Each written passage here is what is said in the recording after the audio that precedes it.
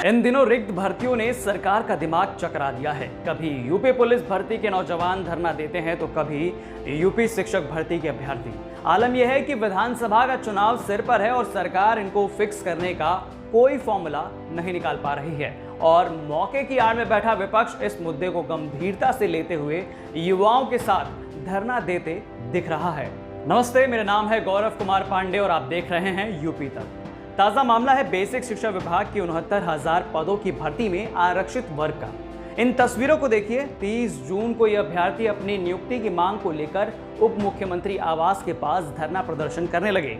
हुआ यूं कि अभ्यर्थी कालिदास मार्ग पर मुख्यमंत्री आवास के पास डिप्टी सीएम केशव प्रसाद मौर्य से मिलने जा रहे थे, लेकिन इन्हें पहले ही रोक दिया गया, जिसके बाद सभी अभ्यर्थी वहीं धरने पर बैठ गए। अब हाई सिक्योरिटी जोन में 200 से ज्यादा अभ्यर्थियों का धरना प्रदर्शन शुरू होते ही हड़कंप मच गया। सुरक्षा में खड़ी पुलिस ने आनन फानन में अभ्यर्थियों को बस में भरकर वहां से हटाया। चलिए, युवाओं का गुस्सा तो आपने देख ही लिया, अब जानते हैं आखिर ऐसा हुआ क्या इस भर्ती में जो युवाओं पर लाठी भांजने की नौबत आन पड़ी। दरअसल 69,000 शिक्षक भर्ती में तय हुआ था कि आरक्षित वर्ग या कहें ओबीसी और एससी वर्ग को नियम के तहत आरक्षण दिया जाएगा, लेकिन यहां अभ्यर्थियों का कहना है कि 69,000 पदों की भर्ती में ओबीसी वर्ग को नियमानुसार 27% आरक्षण नहीं दिया गया, बल्कि उसकी जगह मात्र 4% से भी कम आरक्षण मिला।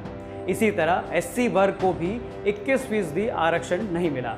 यही नहीं, बल्कि अभ्यर्थियों का यह भी कहना है कि इस भर्ती में आरक्षण पर जमकर घोटाला हुआ है, लेकिन योगी सरकार के बेसिक शिक्षा मंत्री और विभाग के अधिकारी इस घोटाले को मान नहीं रहे हैं। जबकि यह मामला जब राष्ट्रीय पिछड़ा वर्ग आयोग में गया तो उनकी अंतरिम रिपोर्ट में भी आरक्षण पर घोटाला हुआ, ये बात सामने आ चुकी है। इन सब के बावजूद भी बेसिक शिक्षा विभाग के अधिकारियों ने राष्ट्रीय पिछड़ा वर्ग आयोग से 15 दिन का समय लिया था अपना जवाब देने के लिए। जिम्मेदार अधिकारियों ने अभी तक कोई जवाब नहीं दिया, जबकि लगभग 55 दिन से ज्यादा का समय निकल चुका है।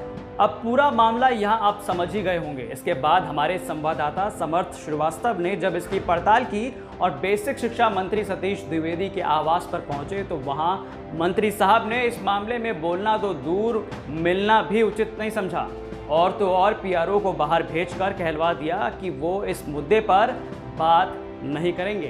कुछ यही हाल बेसिक शिक्षा निदेशक डॉक्टर सवेंद्र विक्रम बहादुर सिंह के यहाँ हुआ। दरअसल इन्होंने तो कैमरा देखते ही सीधे मना कर दिया कि वो इस मुद्दे पर कुछ भी नहीं बोलेंगे, जबकि बड़ी हैरानी की बात है कि और वाकई कष्टदायी है कि उन्हीं के दफ्तर के बाहर अभ्यर्थी 10 दिनों से इस कोरोना काल में घर बार छोड़कर प्रदर्शन कर रहे हैं।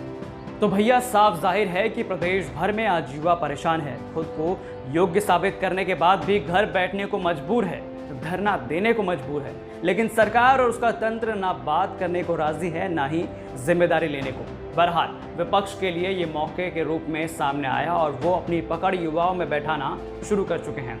और इसी मुद्दे को लेकर कांग्रेस प्रदेश अध्यक्ष अजय कुमार लल्लू ने अभ्यर्थियों के साथ पार्टी मुख्यालय बुलाकर मुलाकात की और कहा कि सरकार नौजवानों के साथ धोखा और विश्वासघात कर रही है। जब जब नौजवान रोजगार की बात करते हैं, ये सरकार उन्हें लहूलुहान करती है। इतना ही नहीं, उन्होंने कहा कि सरकार दलितों के आरक्षण के साथ खिलवाड़ कर रही है, क्योंकि सरकार पिछड़ा वर्ग और दलित विरोधी है। आज जब 69,000 शिक्षक भर्ती के अभ्यर्थी जो उप मुख्यमंत्री के आवास के बाहर जाकर प्रदर्शन कर रहे थे, उनसे मिलना चाहते थे, बजाय उप मुख्यमंत्री के मिलने के उन्होंने पुलिस के दम पर लाठी चलाते हुए कई लोगों के सर फूटे, महिलाओं को घसीटा गया और जिस तरह उत्तर प्रदेश के नौजवानों के साथ कार्य किया गया वो निश्चय ही सरकार की मानसिकता को दर्शाने का काम करता है। राष्ट्रीय पिछड़ा आयोग की यह रिपोर्ट है जिसमें स्पष्ट रूप से उल्लेखित किया गया है। इसका गठन किसने किया? भाजपा ने ही तो किया था। भाजपा के तमाम सदस्य इस पिछड़ा वर्ग के सदस्य हैं। रिपोर्ट को भी झुटलाने का काम सरकार कर रही है। सरकार की मंशा स्पष्ट है।